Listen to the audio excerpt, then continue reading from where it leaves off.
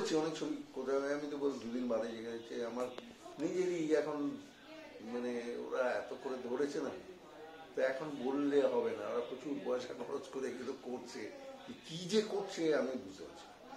কি যে গল্প তার এই যেটা যাচ্ছেন, হ্যাঁ এটার কি কিছুটা শুট হয়েছে? না না না হচ্ছে, তো তার থেকে বেটার হচ্ছে আমি 26 তারিখে আমার একটা ছবি এখানে ওরা পাঠিয়ে চুপ বলে একটা ছবি কমপ্লিট হয়ে গেছে।